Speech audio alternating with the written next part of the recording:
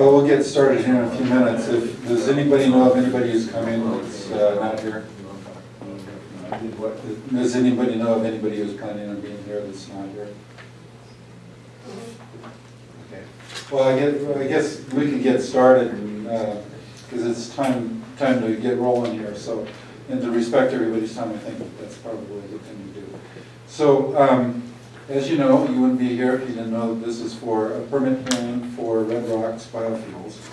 It's we welcome you and we thank you for taking your time to come here and give us your comments on this Red Rocks permit. Tonight's, I'm Larry Calkins, an air quality specialist with Oregon Department of Environmental Quality, and I'm going to be your hearings officer. And yeah, we don't want a tripping hazard, that's for sure. Send over here if I don't get any feedback from the speakers. So I'm from Larry Calkins with the Department of Environmental Quality out of the Pendleton office, and I'm down here to be your hearings officer. Just a few things that everybody probably knows. The bathrooms are in the middle there, right outside the door. If you could refrain from smoking, this is a public building, and silence your cell phones, that would all be good. Tonight's agenda, we want to, Walt has about a 10-15 minute presentation, something like that, 20 minutes? Okay. So he's got a short presentation that he'd like to give to you once we get started, and to talk to you about what he's done in terms of the permit. DEQ has drafted a permit for Red Rocks. It's a draft permit. It's this is the public comment period. We're looking for your comments at this time, and then we'll have about a 20-minute question and answer period afterwards. I know that this is an important facility that you guys are concerned about, and we want to make sure that we hear everything that's on your mind about this facility, especially as it relates to this air quality permit. The Red Rocks Biofuels manufactures jet fuel, diesel, naphtha from woody biomass feedstock, and that's the type of facility we're talking about. Walt will explain a lot more in a minute. The purpose of this meeting is it's a hearing. So what we do in hearings, if you haven't been to a hearing before, is that we take your testimony and we don't really comment or respond during the hearing portion of this meeting to any comment that you have. What we will do is we'll look at your comments after we transcribe them, and then we will comment on a written form later, and then you can find, if you're interested in finding out the responses to comment, make sure you indicate that on your sign-in sheet, on our sign-in sheet, so that we can get back to you. During the question and answer period, we will answer questions. We're not going to keep you in the dark, so to speak. We want you to understand what this facility is all about, what it's going to do and what it's not going to do. And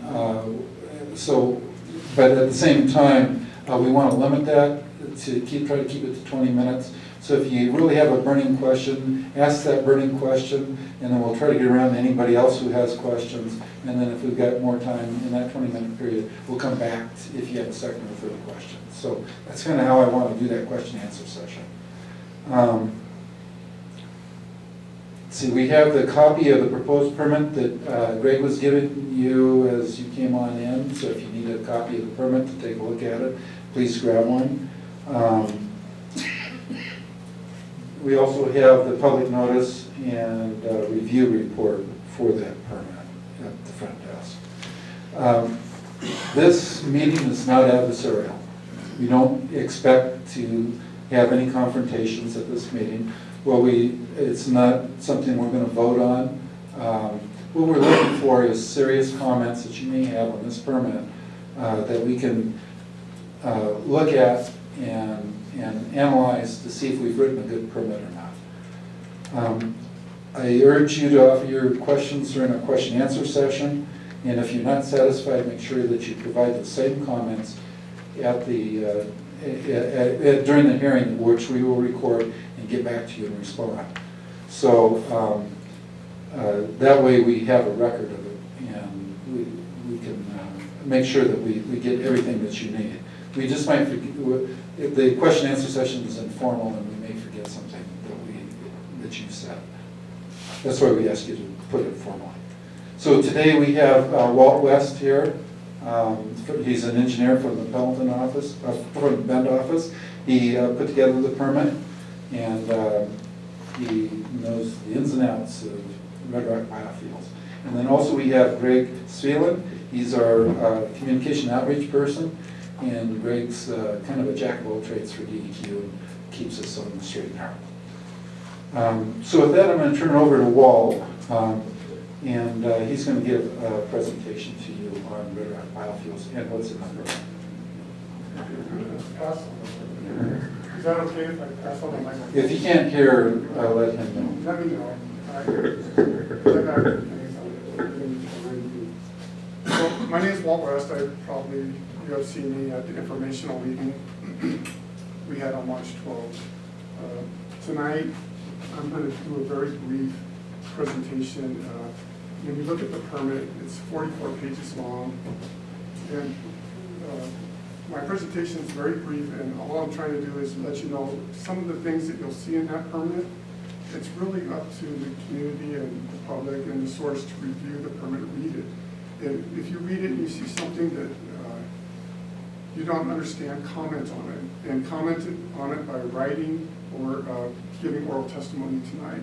It's important to understand that written comments carry the same level of importance as any oral comments that are provided tonight. And actually it helps me because I can, it helps me to see it in writing. And so that's what I'm going to do tonight. I'm going to real briefly talk about the purpose of the hearing. I'm probably going to repeat some of the things that Larry discussed. I didn't hear his presentation, so I'm just going to go ahead and repeat them because I don't want to get messed up. I'm going to do a very brief description of the source. I'm going to talk about the air contaminant discharge permit that I drafted for the source, along with some of the applicable requirements that are in the permit that I think may be of interest to you. And then I'll talk real briefly about what happens next. That is, what happens after not only this public hearing, but the public notice, public comment period itself. How I respond, how DEQ addresses your comments. Okay, so I'm gonna, so as you're aware, Red Rock applied for the air contaminant discharge permit at the beginning of this year. And at the time that they applied for the permit, they also paid for it and requested that DEQ hold this hearing tonight because they wanted to get your comments on the permit that I drafted. DEQ is now here. We drafted that permit, and we want your comments, good, bad, indifferent. It doesn't matter to us because what we want to make sure is that I addressed all the applicable rules and regulations that would be applied to this facility. And if I missed something, point it out. And if you feel that I missed something, point it out. And if I feel otherwise, I'll talk with you or I'll respond to comments and direct my response in that matter. Originally, the permit went out on public comment on April 14th. And what we do is we put it on public comment for 35 days, and 30 days into that comment period, we hold the hearing.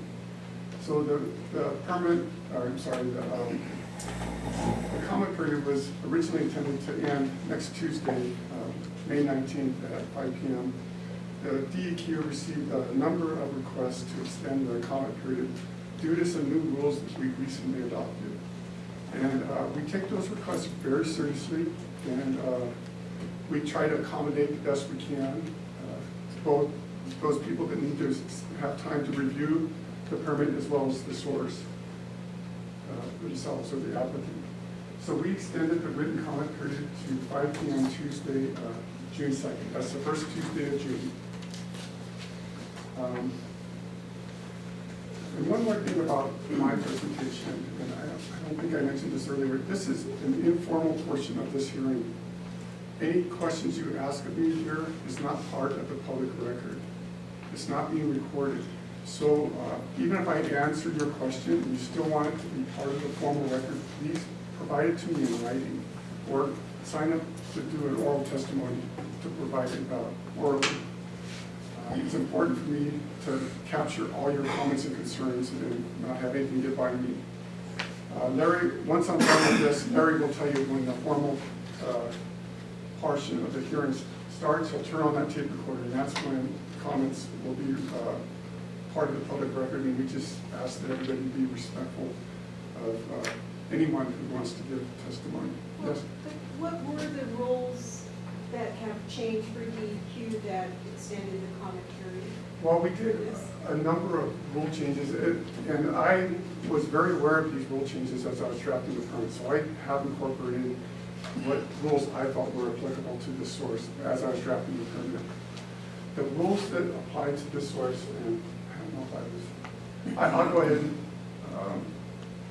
let me go ahead. Can we wait until, on that question until? Yeah, I just. Q&A? Yeah, because I had. I can point that out, because I do have a slide in here that says about all the rules that I put into the permit, or at least addressed in the permit. Some of those are those rules that were changed. And I'll get, just two more slides, and I'll be there. So anyway, I'll move on. As Larry mentioned, Red Rock Biofuels, what they propose to do is take woody biomass material and using pyrolysis and Fischer-Tropsch process, they want to generate fuel products.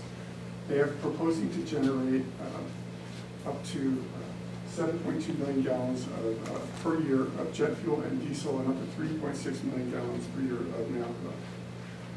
Other activities at the facility include a tank farm where they store intermediate and final products. They also have the capacity to offload their final products into rail cars and trucks. And one third or fourth item that they have is they have the ability to handle ash from the process where they collect it and they take it outside for reuse or disposal. That's another activity at the site that this permit covers. So this is where I was going to get into your, so when I draft a permit, I look at all the applicable rules to this facility, and these are some of them. I mean, this is 44 pages long. I don't mean to suggest that 40 of these pages is nothing. Every single page of this document is important to me, and it's important to the permit. But I've listed a few of the OARs here that are pertinent, not only because of what they do, but because of the rule change. For example, OAR 340, 208-0010 talks about the 20% opacity. The new rules changed it from a modified measurement to an EPA Method 9, which is used universally across all states. So we kind of uniformed the way, became more uniform with other states and EPA in how we measure opacity coming from fuel burning equipment such as boilers. I incorporated a fugitive emissions rule into the permit. You'll find this throughout the permit, which requires them to control and minimize any fugitive emissions that may be generated at the site. And I mentioned another rule change is what we've done is we included a condition that prohibits particulate matter fallout of 250 microns or greater in a sufficient amount on another person's personal property. That is prohibited in this permit. It's, I think it's on the second, third, or it's on the third page. It's on, you know, that, so there's that requirement. And then, as I mentioned in the informational meeting back in March, I used highest and best practical treatment controls requirements that are listed in the OARs. I will get into this in the following slide because it encompasses quite a bit. And a major component of this permit is based on that. Another rule that I included in this permit, and this was part of the rule package, was now there is a particular matter emission limit. There was one in the previous rules. What we did is we changed the significant figures on that. Before it was any fuel burning equipment cannot have particulate emissions of 0.1 grains per dry standard cubic feet, so that's 0.1. The new rule added a 0 on the back end of that one, so now it states 0.10 grains per dry standard cubic foot. And what that does is it eliminates the ability to round or go beyond the 0.1, which the previous rules allowed. So we cleaned that up, we made it more stringent, and that's a rule change that I incorporated into this permit. And really, these, of all the rule changes, this is what applies to this facility. Yeah. I think as part of that rule package was the sustainment designation. And the Right. ability to provide offsets. Where does that, and that also means lack of best available control technology.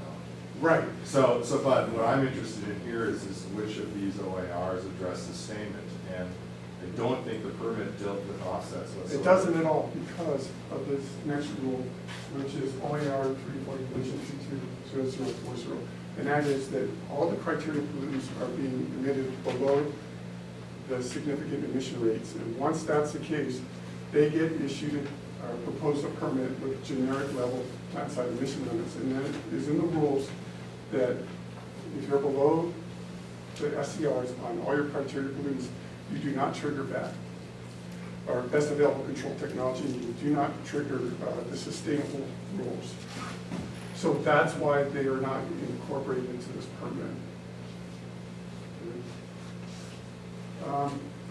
Now getting back to the highest and best practical treatment and controls, there's a number of requirements, or when you look at the rules, one of them is operation and maintenance plans and work practices. So I incorporated operation and maintenance on the boilers and on the baghouse. That requires routine inspections and maintenance on them to ensure that they're operating properly. It requires record keeping to show that it's been done. And work practices include such things as the operation of the flares to make sure that they're, when the vapors or gases are sent to the flares, that those flares are burning hot enough to fully combust those vapors and gases before it's released into the atmosphere. And that's part of the highest and best. Another condition in the permit, it's not part of highest and best, but I just threw it in there, was that I have a condition there that says that if anyone complains to the company of any type of complaint environmentally, the company needs to take that person's name, look at what they're complaining about, and address it and resolve it. Then they're to report to the DEQ that they received the complaint and tell us how they resolved that complaint. That's not to say that the public cannot come to DEQ and complain to us. If you do or they do, we will work with the company and ask them to correct the problem. And we will even investigate it if we're in the area, but we need the company to be reactive to concerns of the community when it comes to complaints. So we put that condition in there. I also have source testing, and source testing is both for that grain loading limit and also for emission factor verification. And what that is specifically looking at is PM 2.5 and PM 10. They have emission factors in there. We want to verify that they are representative of what they're emitting through their boilers. So we have that site of source testing. We have to do it within 60 to 180 days of startup. If those numbers are higher, that kicks in a discussion process where they either need to add controls or reduce their production to get back under those generic plant site emission limits. There's a number of things that we would do with the company at that point. The permit requires a lot of records to be maintained in operations and emission reporting as well. The company is required to submit excess emissions and annual compliance reports that will show their emissions for a 12-month run total throughout that year. So they'll show the whole year and they'll show the accumulated emissions for each month of that year. The next Well, here's the plant site emission limits I was referring to. These are all generic criteria pollutants. Particulate matter of 10 microns per less, particulate matter of 2.5 microns or less, nitrogen oxides, carbon monoxide, sulfur dioxide, volatile organic compounds. Those are all criteria pollutants. And they are all assigned a generic plant site emission limit. Greenhouse gases are not a criteria pollutant. Therefore, that plant site emission limit will be established at their potential to emit. Yes? PM10 is at 14 point, I think you said 3.6 originally, but it's very close to the significant impact or emissions rate. And of which then, if any of those are above the SER, it triggers greenhouse gas emissions. What, as I understand it, to be controlled through best available control technologies, along with the other constituent, in this case PM10. Given that number is so close, and if you have comments from people who I think you've already received comments, yes, that question the methodology and look at that figure at being closer to 16 than closer to 14. What does DEQ have to do with testing the robustness of the data, both that provided by the proponent and those, in this case, who have refuted that information? And so, I mean, again, there's the potential here for your work to be more difficult if you were to make a choice that someone's information was more robust than another's. So I'm wondering what your process is for that. I saw that comment, and it's a good comment, and it always has been concerning to me. And I've actually talked to some people about that, and it's really difficult for me to write a permit without the facility being there, to really understand what all those emissions are. And, you know, so I understand that once they get up and going, that things can change. I appreciate that, but as I understand it, and this is my experience at the Iberdrola facility, most of these permit requests are right up at the threshold, so that they don't trigger certain responsibilities. In this case, it's PM10 and 14 instead of 15. And so I'm just interested in that question of robustness and testing that data, because I've heard in the past that DEQ's responsibility is not to test the robustness of the data. Instead, it's to rely on the data provided to them by an applicant. No, we will look at that. There's no way we will not look at that and evaluate that. It's encouraging that you've been looking into it. Yes, it's definitely. a concern for you because we want to verify. We're going to verify, inspect, and look at actual. You know, once it's constructive eyes, we can see now. Right, but I mean, the point being is that in the issue but you got to realize I also have is you've got 14 and it's closer to 15, and you've got information that may lead you to saying that really the permit should be drawn with stricter requirements for back on a variety of constituents. Well, they have to so trigger that. Well, if we do find that they're exceeding it, there could be enforcement or there could be additional controls. But there's also an appeals process is what I'm asking. In DEQ, if you issue a permit, there's an ability for groups to say your permit is incorrect because. We're not going to appeal the rules. The rules are rules. No, I'm not saying you appeal. I'm saying that. You mean the size sorts would go on their merry way? No, that's not the way it's going to work. These are in letter of the law rules that they got to follow, and they got to do what it takes to comply with them. As a permit writer and as an inspector, that's what we tell our sources.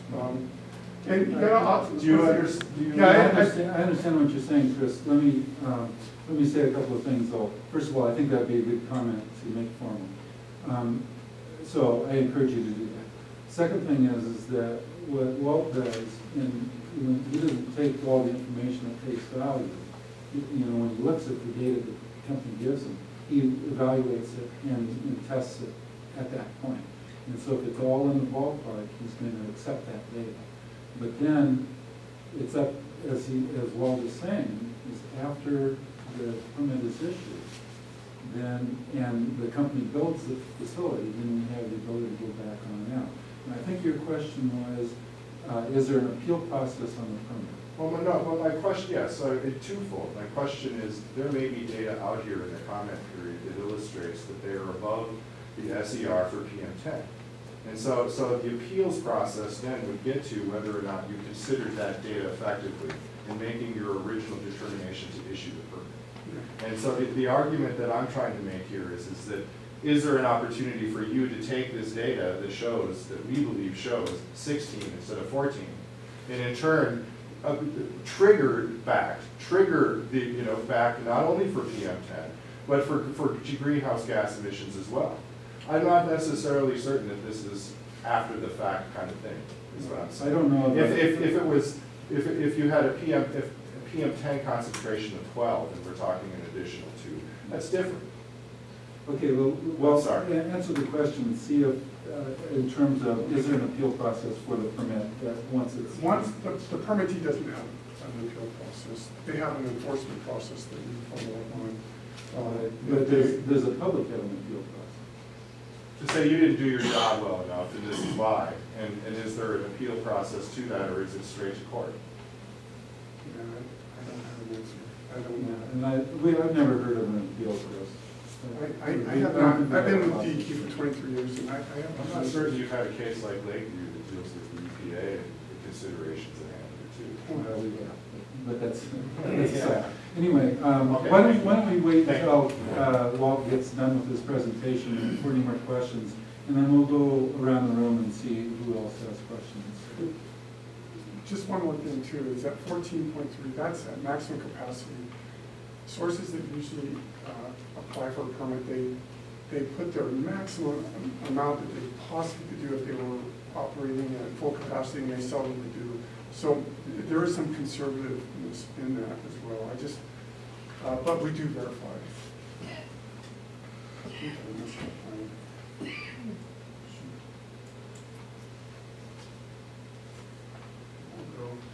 Go. Turn it off. Let me see if I can move it. That's okay. I think I just. Oh, okay. Yeah, but thanks for the questions, Chris. And make sure that you put those in comments, because like I mentioned, and for anyone that walked in late, this is an informal part of the hearing. It's not documented. So those type of comments need to be either provided orally or in writing or both, which works. So these next few slides are part of highest and best practical treatment and controls as well. And it requires the permit writer to look at federal performance standards that apply to either pieces of equipment or processes. And these are commonly referred to as use source performance standards. They're found in 40 CFR, the Federal Register under Part 60. And there were a number of these that were applicable to this facility. And I did incorporate that, and that's what a bulk of this permit is about, is me applying these federal rules to the site.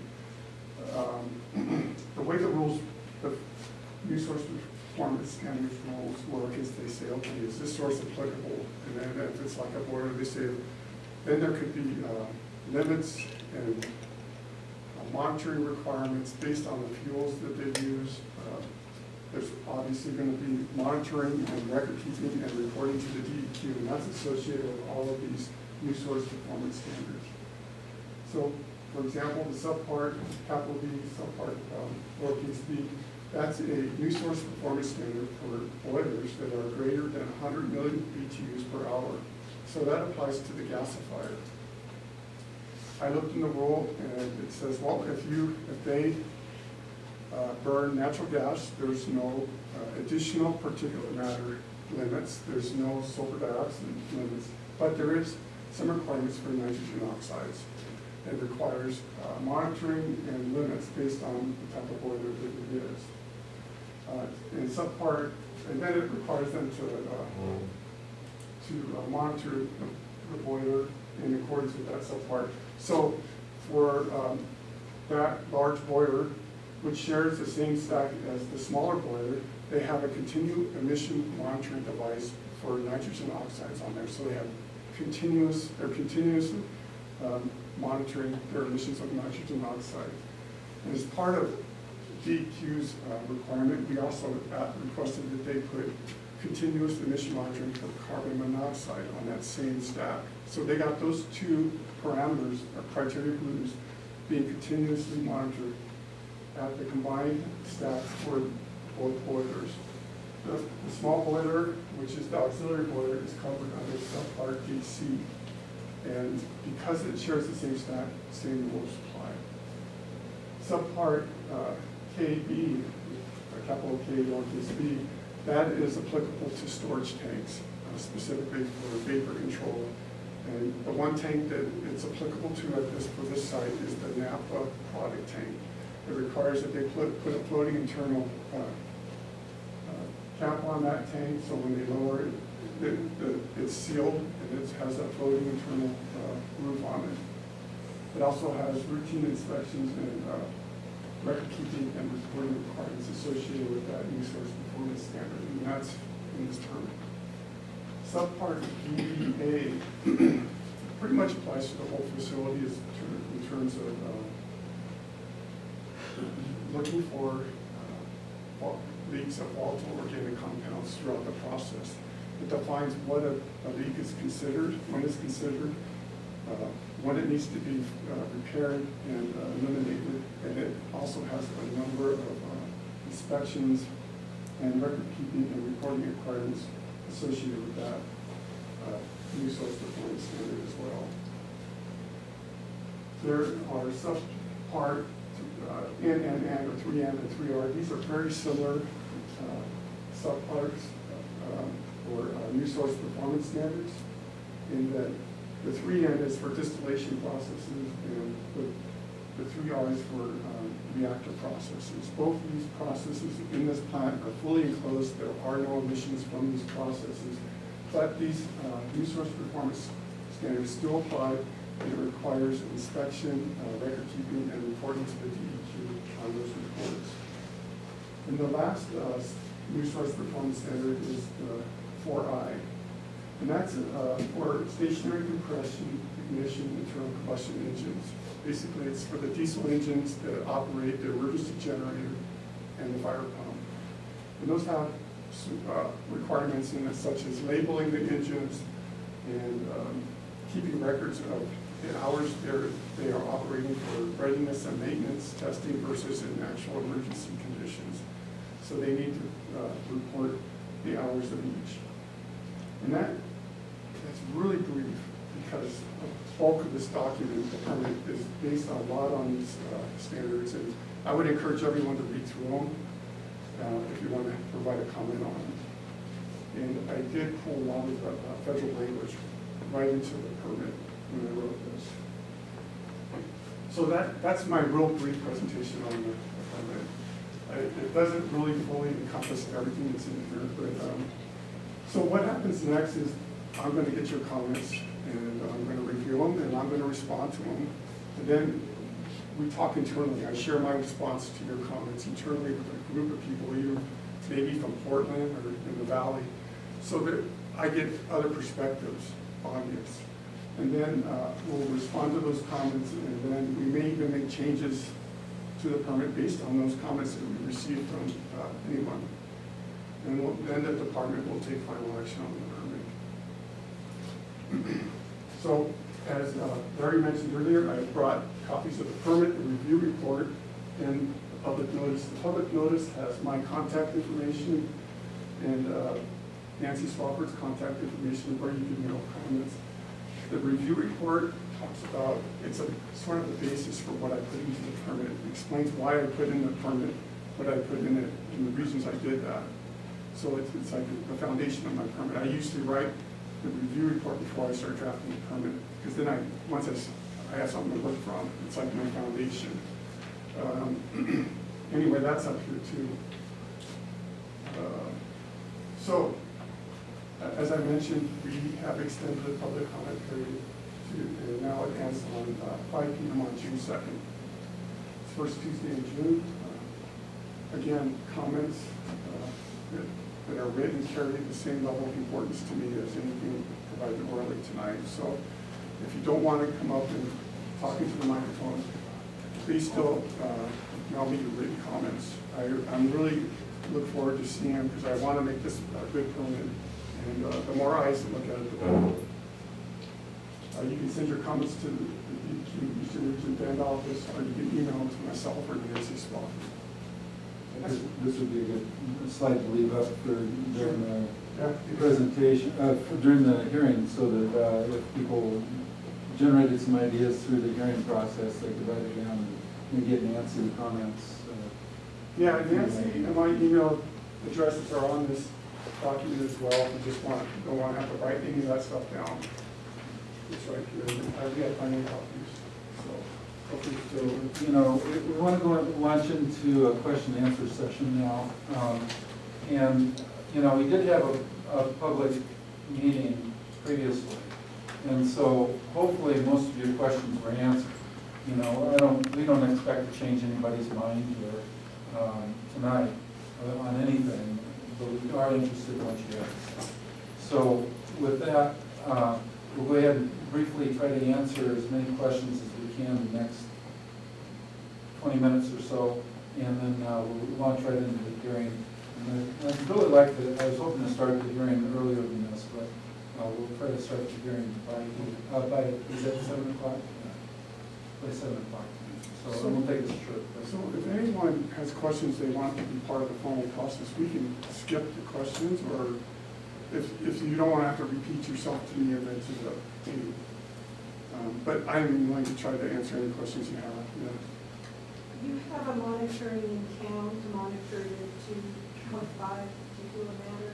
Are you going to have one close to them so that DEQ, the state, besides their books, the state is going to be monitoring?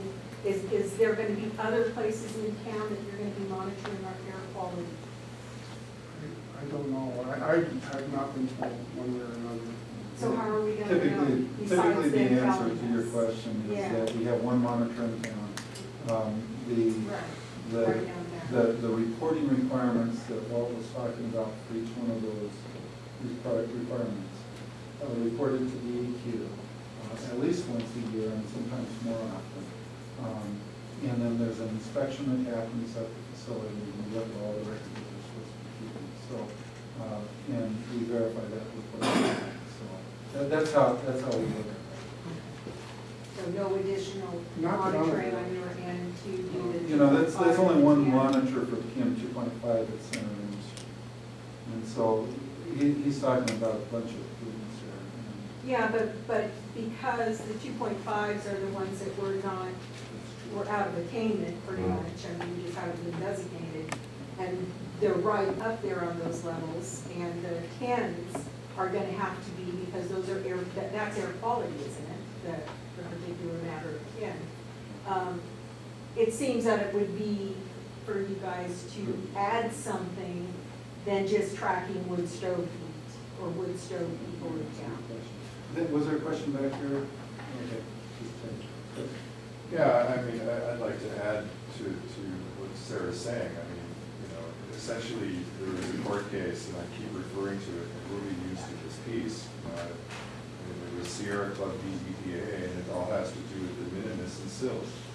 And really, the whole question here is whether or not that Lakeview already violates. And any additional contribution, whether it's the SIR or not, is a violation of the NACs. And so the idea is that the sustainment designation was to help with that problem. And I don't see anything involved here where either Red Rock or DEQ is requiring Red Rock to either provide a good faith amount of money to the wood stove replacement program, or, you know, provided a non-good faith compelled to provide money to the wood stove replacement program. And so, you know, essentially you're ending up with the same problem you had before, Larry, which is you're not solving the problem. You're not having offsets.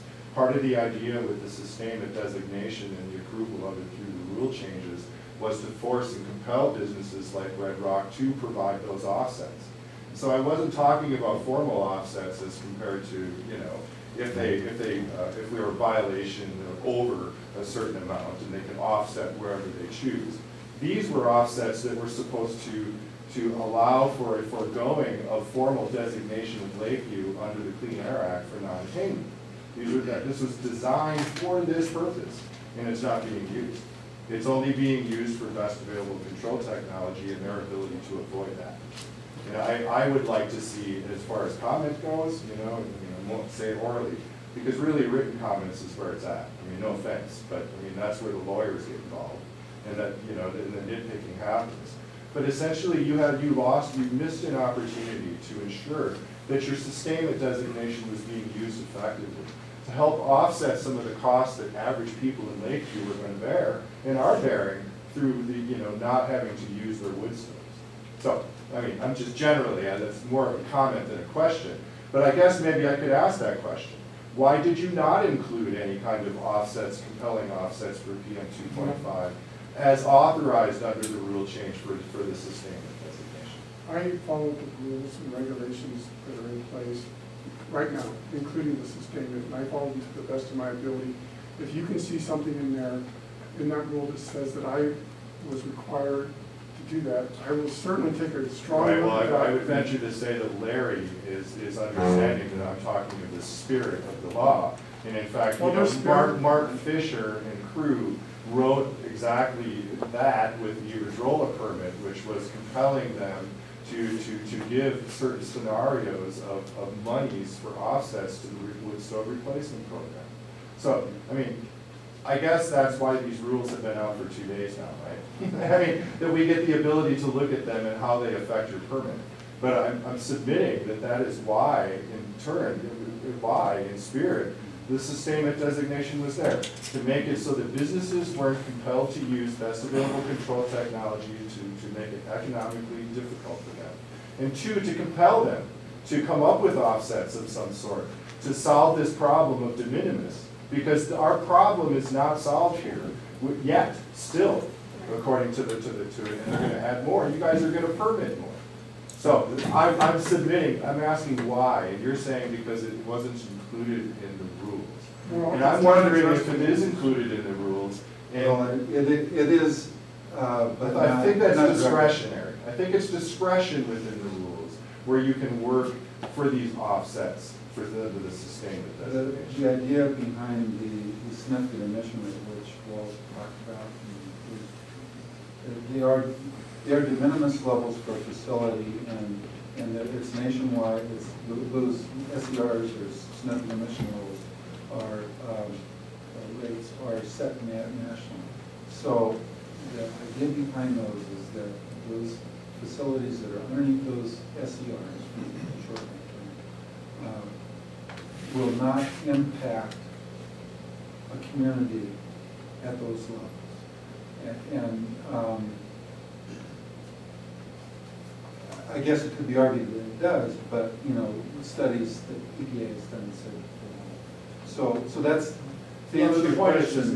That's the spirit. That's the spirit of the law. What does it validate?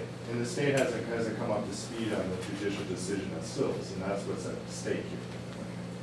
Well, let us people know. are being impacted, and I have with you. Yes, I'm putting out the 2.5, but I don't want to be Red Rock's offset. I don't want to be the one. Well, you're going to be fined. You're going to do this. You have to change your wood. You have to. Why am I having to change my life for Red Rock? And that's what I feel, and there's a lot of other people that aren't here that probably do the written because I don't want to come out in public, but there are people that feel like that. And there are people out there that, why are we having to change our lives? We can change, everybody, but why? Because then they're going to be just as much as polluting. We're going to be right there at that level again. That's what I'm concerned about.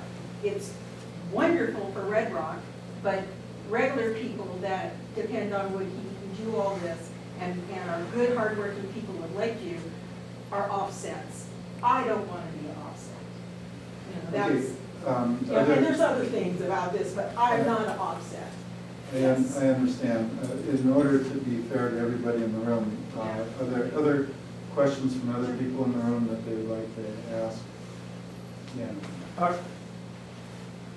By the air quality that is here in Lakeview already, by allowing them to come into here and build this facility, are they limiting future building in this town? I mean, are you not gonna be able to do any more construction in this town for any other type jobs that could create, businesses that could create more work for the people of this town? So, my understanding of that is, no, they're not. As long as they stay under those significant emission rates with their emissions, they will not have an impact of another industry that wants to come in. As long as that industry stays below the significant emission rate as well. And the whole concept of significant emission rates, and I did ask this question because I was curious too, is like, well, how can you do this in an area that's impacted? And I talked to modelers and they said, well, these whole significant emission rates were based on having minimal impact through modeling at the property line.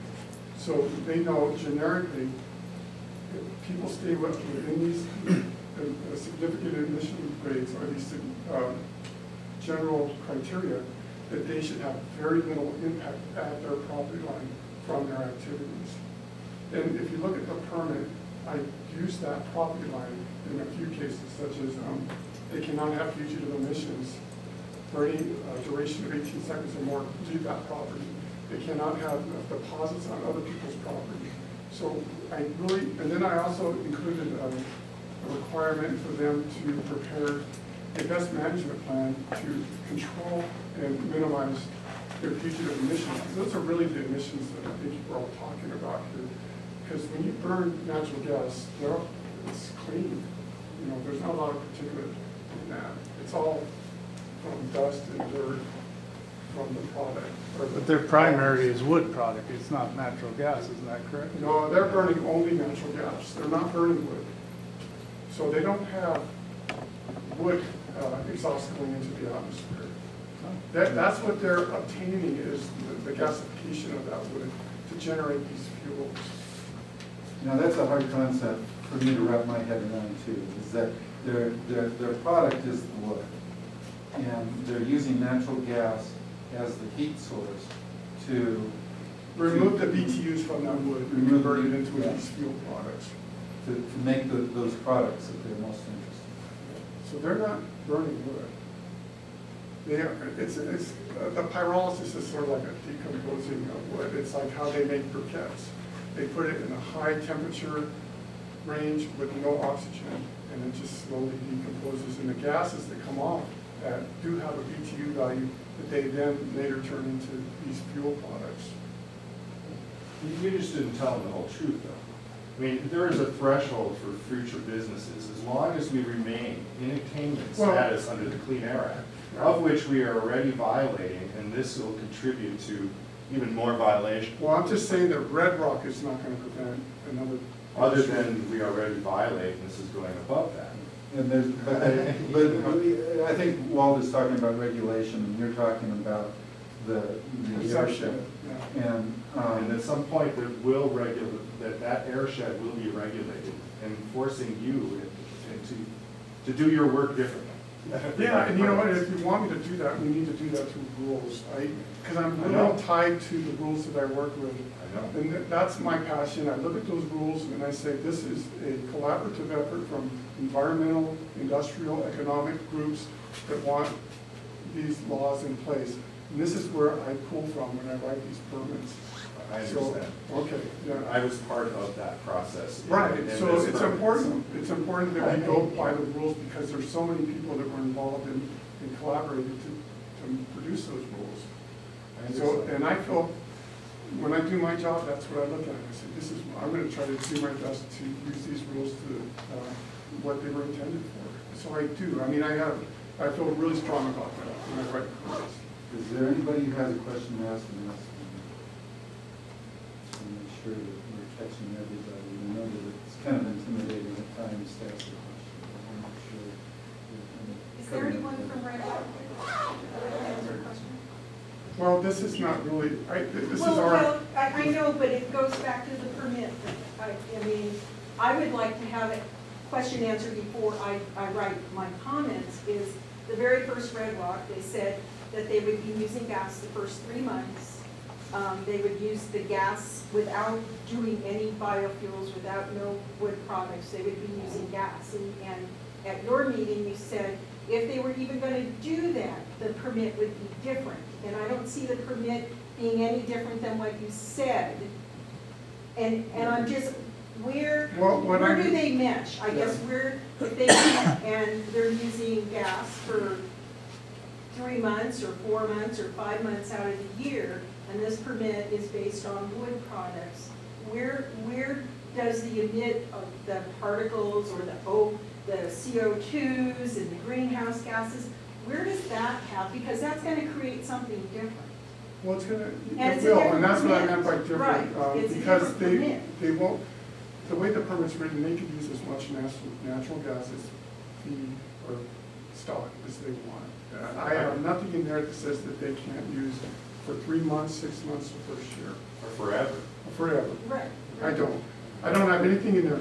But what my permit does is it looks at all those points of emissions, and I say, when you're operating this piece of equipment, here's how much you can emit from it. And you have to control those emissions according to this permit. So if they bypass, obviously, the boilers, because they don't need the boilers if they're gonna be using natural gas, their emissions are gonna actually be quite less. How than, about the greenhouse gases? Aren't those? well, the greenhouse gases might be a wash. I'd have to look at that. Right. It depends on how you follow it from the ground to the exhaust pipe.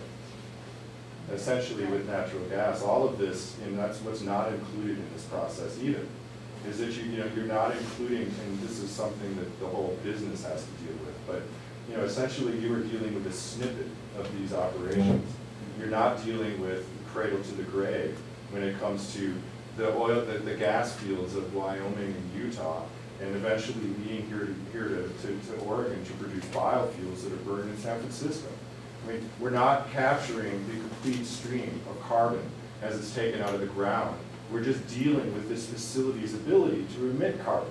That's Right, it. it's the property boundaries of this facility. Did Walt answer your question?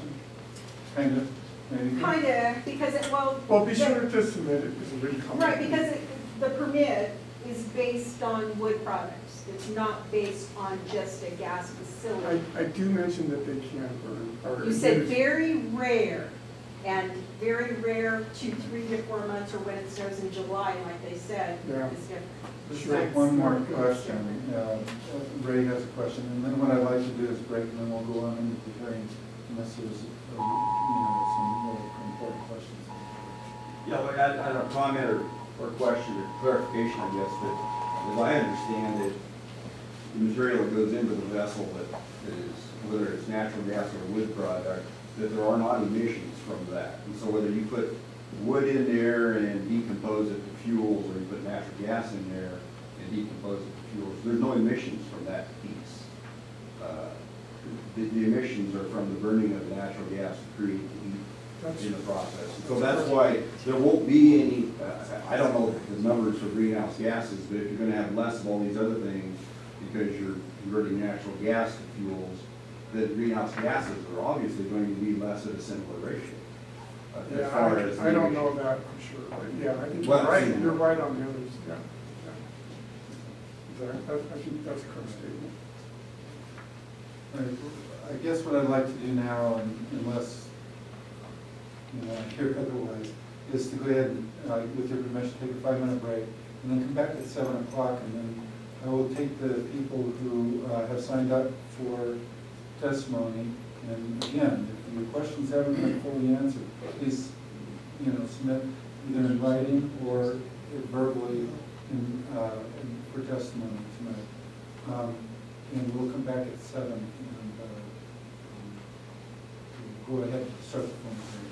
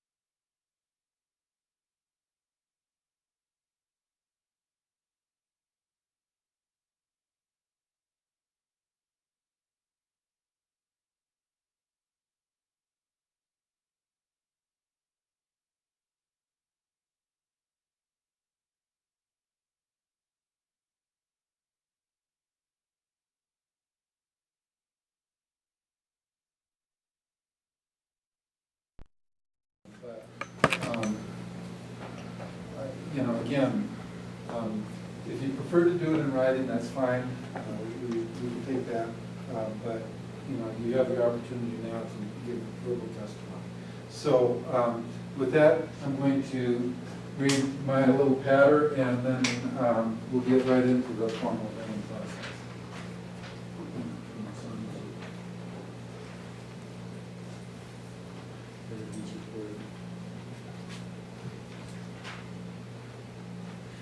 That's round two. Yeah, that's working. Well, the focus of this hearing is to strictly review this proposed permit. DEQ's authority is to ensure that the facilities comply with their quality regulations. The permit, as Walt said earlier, spells out that authority. And we have a sign-in sheet if you'd like to get the comments from not only the verbal testimony today, but also the written testimony. Please mark that on the sign-in sheet. If you choose not to comment but would like to receive a copy of this permit, the final permit, also would keep that on the sign-up sheet. Make sure your name and address are legible so that we can legible. If you'd like to send written comments, here's the address. It's due June 2nd. Please send them to Nancy Swafford, permit coordinator in Bend, Oregon. Based on the testimony, the department may consider revisions to the proposed permit. The response to the testimony will be issued when all comments are received, and the response will be in the form of the hearings officer. Please be respectful of anybody who gives testimony tonight. And if we only have a few, we'll let people speak for a reasonable amount of time, as long as they want, as long as it's reasonable. Please refrain from any testimony that's not directly related to the permit at hand, and keep your testimony concise. I will call out each person's name who will give testimony, and if they would come forward to the mic and the tape recorder, and I'll put the mic and tape recorder over here, and you can give your testimony out of that chair. So with that, I open the hearing. At this time, the date is May 14th, 2015, and the time is 7:03 p.m., and we are at the Senior Center in Lakeview. My name is Larry Calkins. I'm the hearings officer. I'll be taking comments on behalf of the air quality program at DEQ. I will be recording your comments so we can accurately report these comments to the air quality manager at DEQ.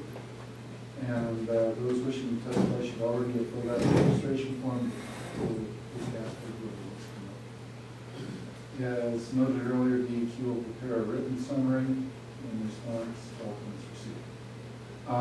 Chris Zinda, you're the only one who has signed up, so you're first. Am I really going to be the only one? Well, where do you want to? You can sit right here and just talk into the microphone.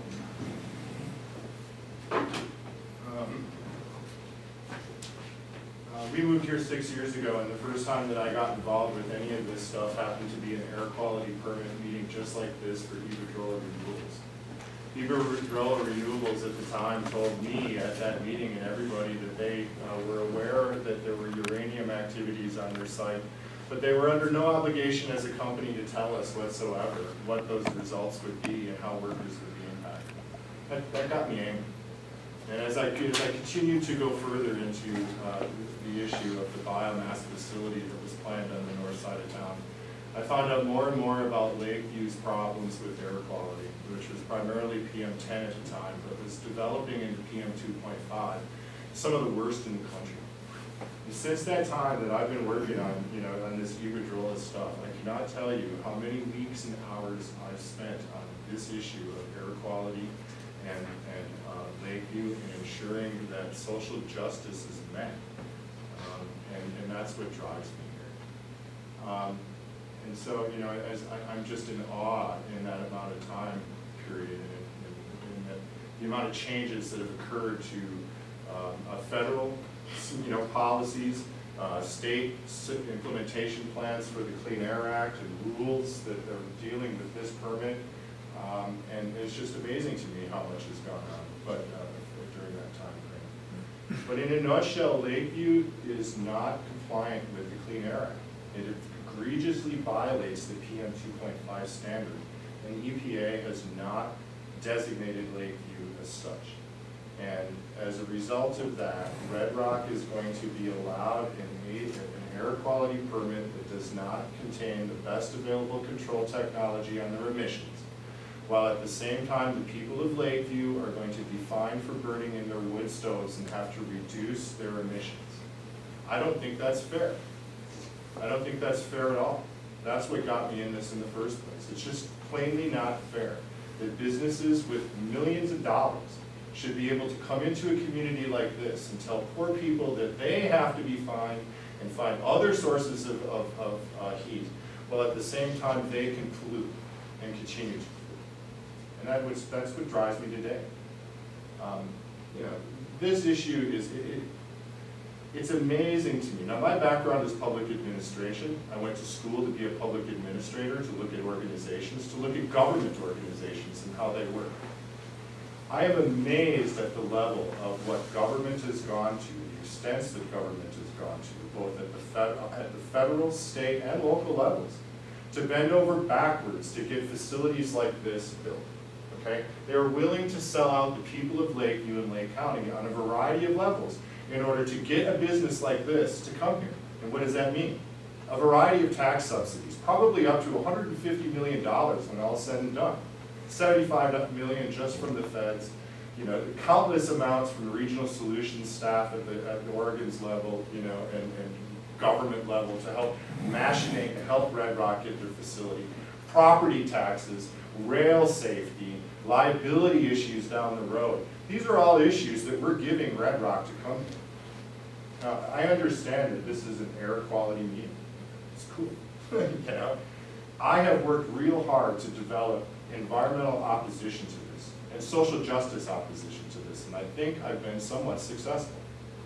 We now have noted engineers, academics, engineers who have commented on this permit and have been bought and paid for by unions, of which Red Rock has also angered because they are not paying a fair wage.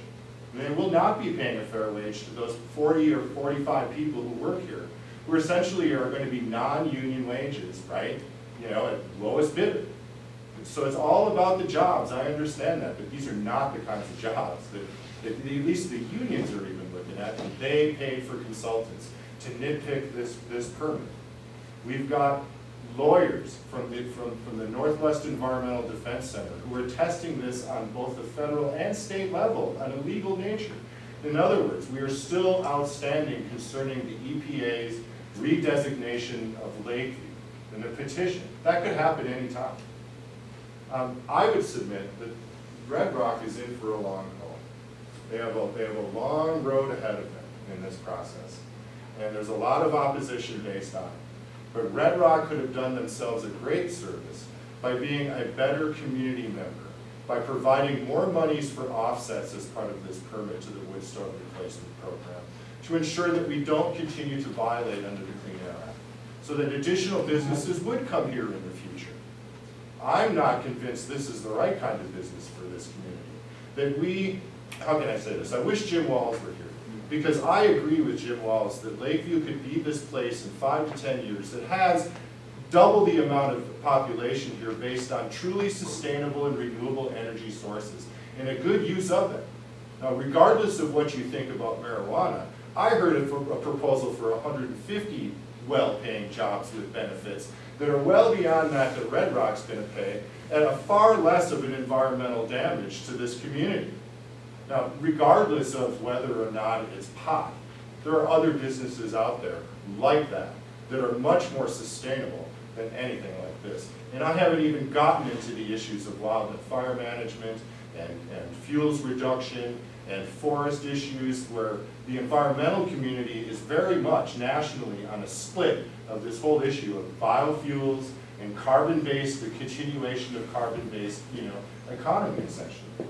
So Lakeview should be very proud that they're sitting on a gold mine for the future of the future economy that we as a world have to go forward to.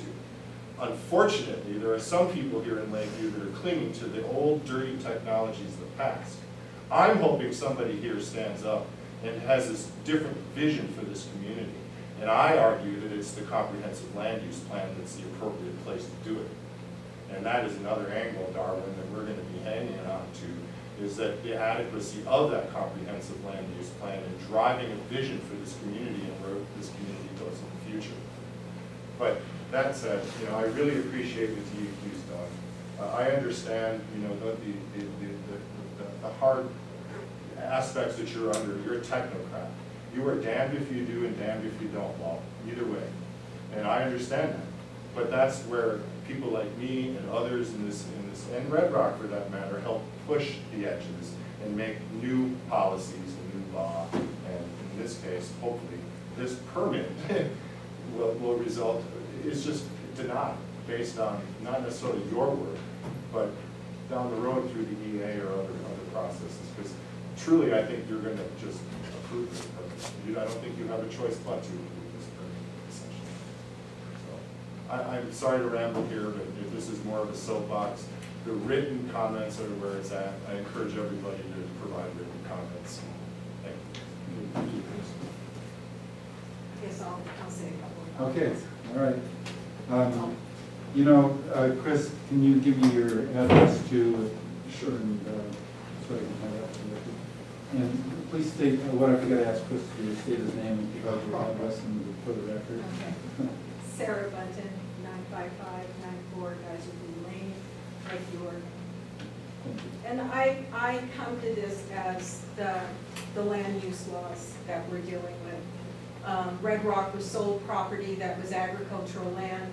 Our LCDC rules state if you're going to take agricultural land out of production, you're going to have to ask the state. You have to go through a procedure. And they didn't do it. And now, next week, there's a planning thing so we can go and look at Farm 1 and Farm 2 and all those other, and so we're going backwards. And I mean, I've gone through our planning department, you know, I have goats, and I thought, well, gee, maybe a dairy, this was years ago. And yeah, I could have a dairy, but in order to manufacture and do a creamery, I would have to do a conditional use permit. Everybody around me for the whole, probably the whole town would have to be hearing. They'd have to go and put comments. Here we have this big, huge Red Rock Biofuels using the gas, and they don't even do anything on a conditional use or any public hearing to change agricultural land. And we need agricultural land. You go to Willamette Valley, you go all over the place, and land is going down. And I think a foreign corporation, you look on the Secretary of State, and Red Rock is a foreign corporation. Gee, wow, how wonderful. You look at where you submitted and who submitted, the address is the same address, and it's just one of those addresses that you file. I opened that up. Anybody can go on the Secretary of State and see that they incorporated for the state of Oregon. I think this is being rammed down our throats by commissioners, by town, by the planning, by the state of Oregon, and the federal government. When you look on the site, you see these people, you see the department, USDA, the head of USDA, Department of Agriculture, and the reason that they gave this funds to all these biofuels is because a lot of our armed service people come from rural areas. And so they are giving money back to rural areas because of the people who died in wars. Well, my God, I know one person who died here, and I just don't think Jessica would like her name on a biofuels plant here. That's not how we honor people who have died and put a plaque on. This is ridiculous how they've funded this money for Red Rock to come into our town. And I don't think they've been truthful. They're not going to use, there is no wood out there. I work for Forest Service. I did reforestation. I go out there. I love our community and our forest.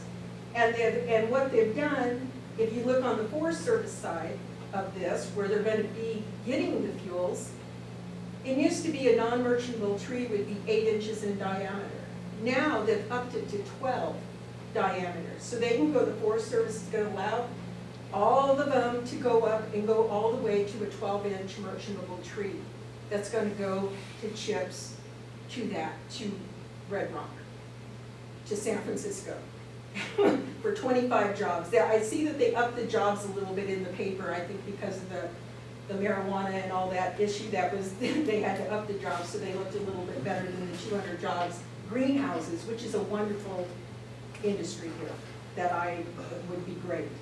But I think our land plan, they've submitted something into DEQ that isn't the truth. They're gonna try to annex them, because if they don't get public utilities, I mean, they want public utilities, so they're gonna have to be annexed into the urban growth boundary. They're out of the urban growth boundary. I'm in the urban growth boundary. I do not want to be annexed into the town because of them. So that's me, and I'll be doing written comments too. So thank you. Thank you. Is there anybody else who'd like to talk? We are on a roll.